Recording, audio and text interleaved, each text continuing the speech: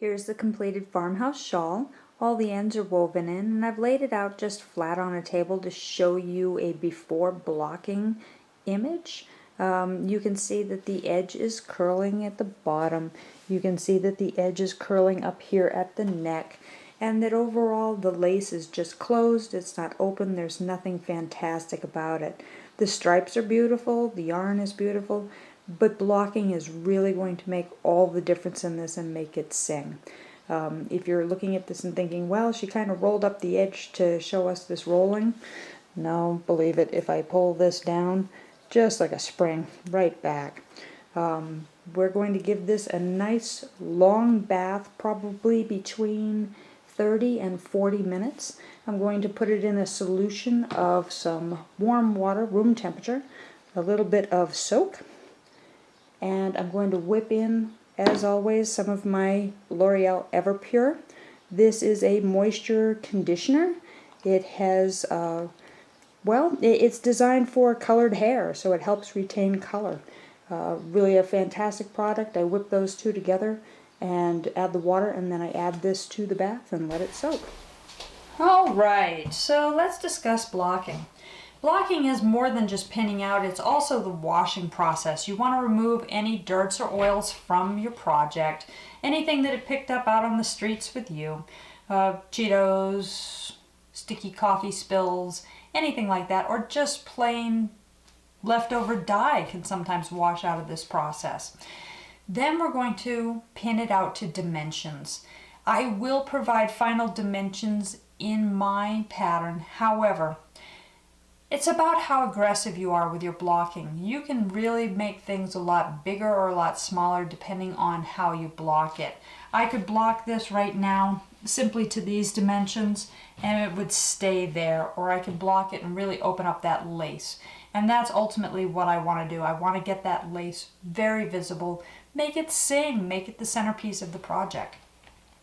So the first thing I'm going to do is identify the largest area, the largest region of the pattern, and that's where I'm going to start my blocking action.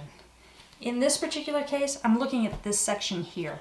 This section really dictates by how much I stretch it, how these sections are going to respond. So I'm going to start all of my action here on this middle section of the shawl. There's going to be a lot of me running around and putting in lines. I'm likely to speed up the video a little bit, but generally this is my action, this is how I do this. So let's begin.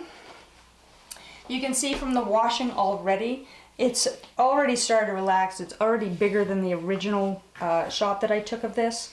So it's already started to just become something wonderful, and I love the feel of it. It is so soft and lovely.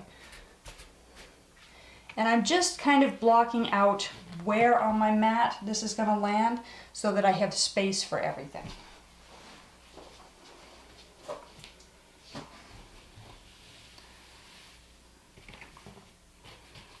And I try to look for, in this span here, the middle of my table. Hopefully that'll give me enough space.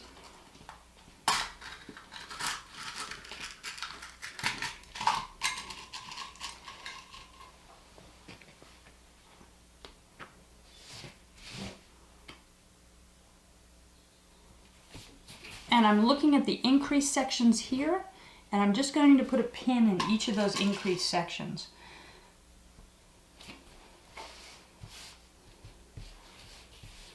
Don't want to stretch it too far, but I want to be sure I stretch it far enough. A yardstick is super handy in this process. I'm just using these as benchmarks to begin.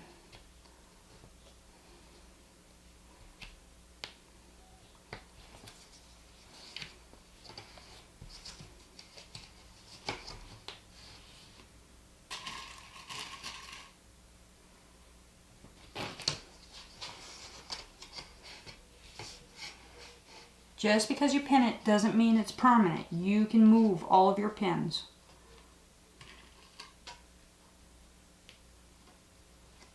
This is just the initial guide.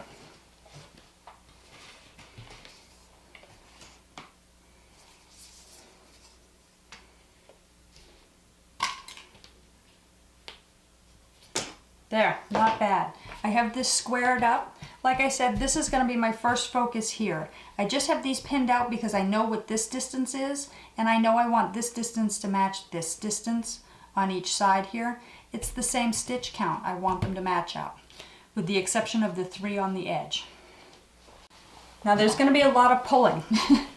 So I want to be sure that I have this edge really stable, and I'm just going to put in a pin every couple of inches here, or closer. I can always remove pins, I can always move pins, I can always change where they are. But I want that edge to be nice and stable to begin with. Now I'm going to make use of a blocking wire, and I'm actually going to go through the points here on the edge of the lace, because I want those points to really stand out in the final piece.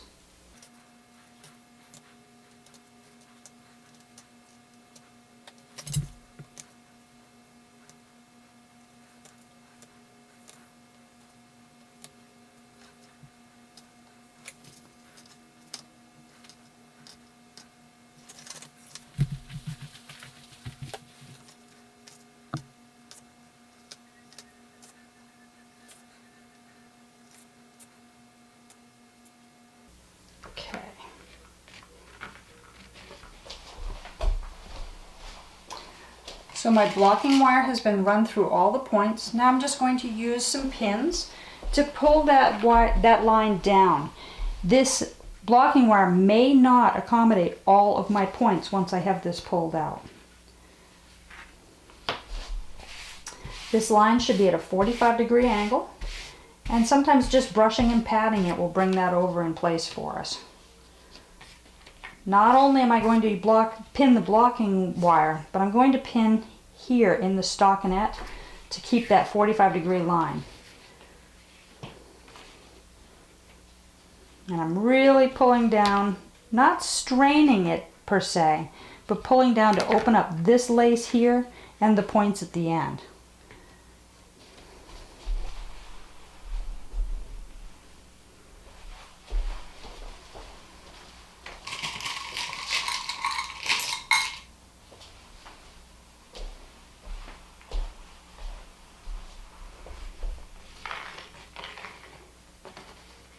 Now my blocking wire is not going to be quite sufficient. That's okay. We can overlap our blocking wires and extend them as far as we need to. And I'm sure you're looking at this and going, that's not straight. It's okay, pins move. We just need to get it set up. Then we'll start squaring stuff around. I do want to get that line though, 45.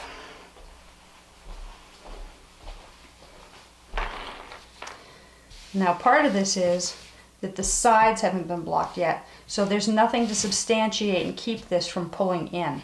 That's okay, we'll get there.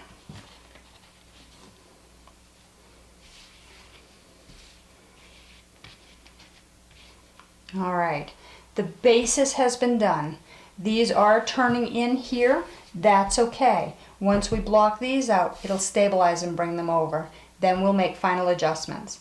I'm going to go ahead and run the blocking wires on each of the sides for the lace, and we'll go from there. First though, I want to stabilize this neck edge before I start pulling down toward here.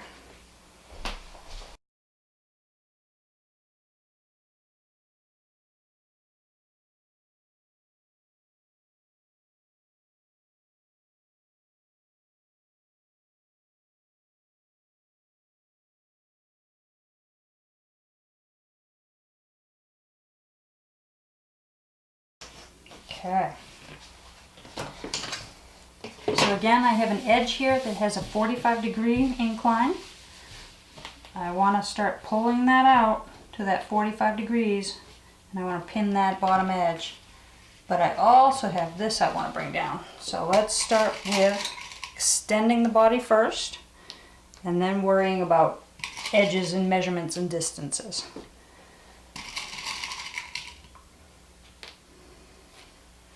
Look at how that lace just opens right up. Beautiful. That's what we want. We want it to be visual.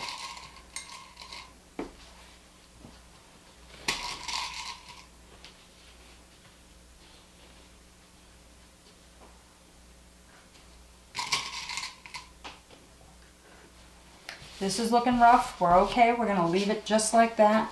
This is starting to come into 45 for us, and it may require a little bit of tweaking, top and bottom. Let's go get that last edge.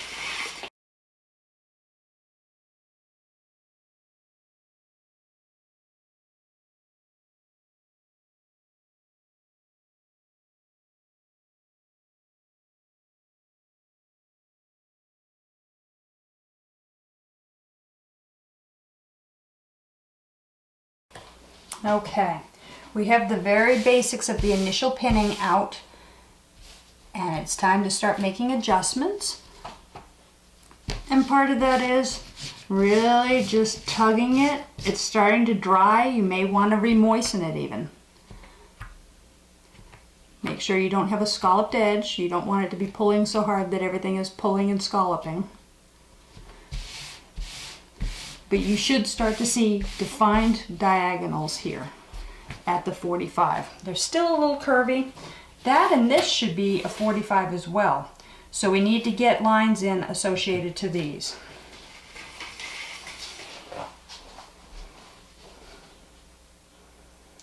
I like to go just inside the border stitches rather than through the edge of the border. I think going through the edge of the border has a tendency to cause a little bit of a scalloping and less of a defined clean edge. Whereas if you go inside the edge of the edge stitches, then you get a more defined line and it's more stable for pulling out.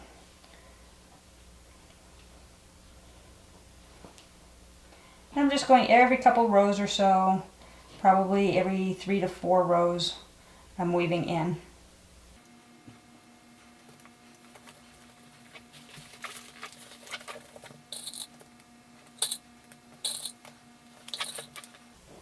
The stripes are really going to help guide you. You're going to be able to see when lines are straight or not, simply because the stripe's going to be all wavy.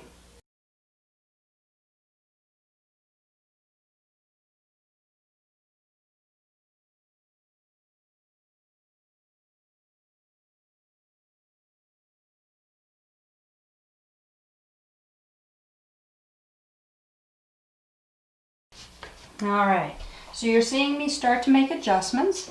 This is where things start to get kind of math nerdy. This is a square. It happens to have 1/4 of it missing and a donut in the middle. But ultimately, there's 3 sections that are identical, and we want them to block out to be roughly identical. This one is showing 14 inches deep. This one I know is much further, 17. This needs to be stretched out further. This side here is showing 15. So we're going to move some lines and start to really block this open. If this one here is looking good and is at 17, then we need to aim for 17 on these. However, when we start to stretch these this way, it's going to shorten this one. So we're going to keep an eye on all the measurements. Start tugging. Nothing over the top, nothing too dramatic. Just a simple inch will make all the difference. And it's there, it's very elastic.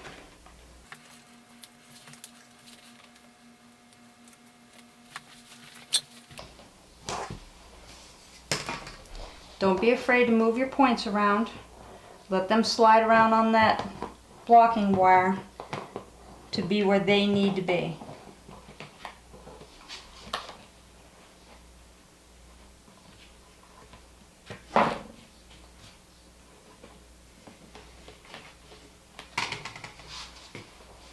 Alright, let's see how we're doing here. This one hasn't moved much. We're still roughly at 17.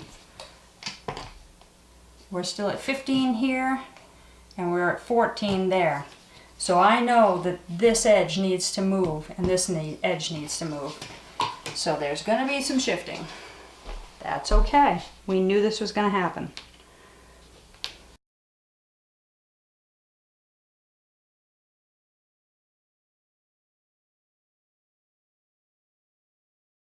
Much better. We're at 15.5, and this is going to start being robbed.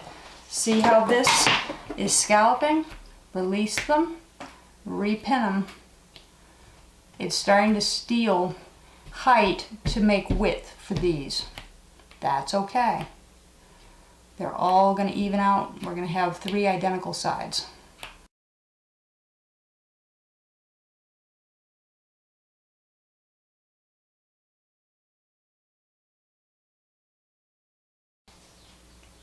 $15 and a half, 15 and a half. This one's probably still strong. 16. We're looking really good. They're just about equal. Next thing I want to look at is these diagonals. This diagonal line should be matching up with this diagonal line, so I've definitely got stuff pulling incorrectly here. Same is happening here. I want this diagonal line to match up with this diagonal line. Things are still a little wonky and pulling in wrong directions. That's just moving stuff around. We can do this. Part of that is we're going to inch this in that 1/2 inch that it was strong.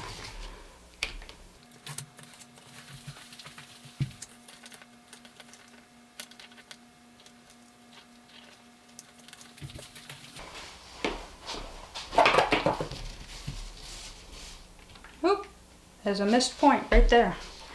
Glad we caught that now.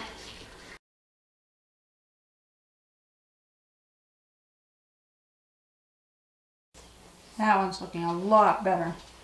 Couple little edging here. Oop. Let's get a pin for you. Now you see that diagonal is lining up nicely with this diagonal. We know that's pretty square. This one, however, is still a little bit off down at the bottom over there, so I'm going to go correct that. Looking good and square there. I want to correct this edge. That belongs out there.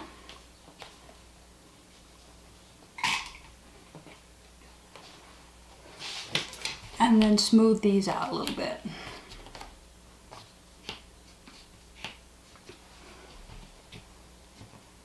Now you'll see that the neck has grown a little bit. It's been stretched out a little bit more. That's fine.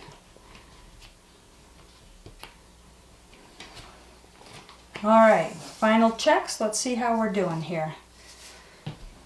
So middle of this side, I'm looking at about 15 and a half. Middle of this side, about 15 and a half. Middle of this side, just a little bit shy. I'm looking at 15 and a quarter.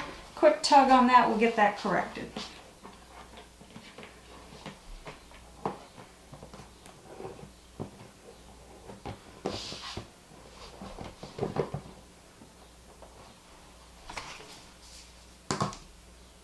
$15 and a half. At this point, you can get super nerdy with this, and you can measure the diagonals to make sure that your diagonals match perfectly. You can move all your points around and make sure that your points are as lovely as you want them. You have a lot of options here. This is yours. It's how you're going to wear it, what you want it to look like. Have to correct that though. I'm not happy with that. There we go.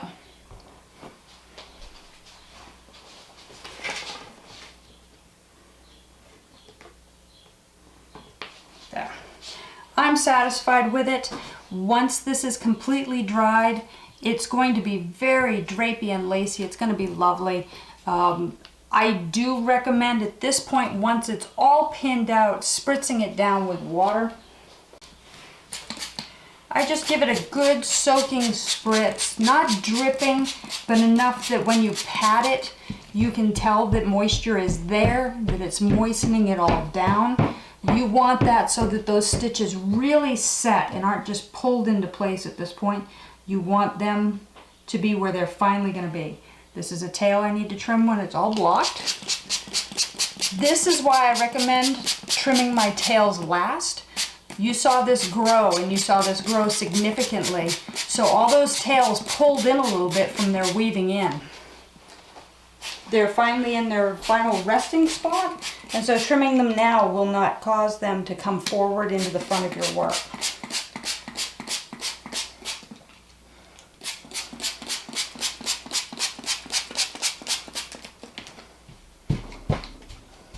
And I like to just push the water in so it's not sitting on top, really get it down into those stitches.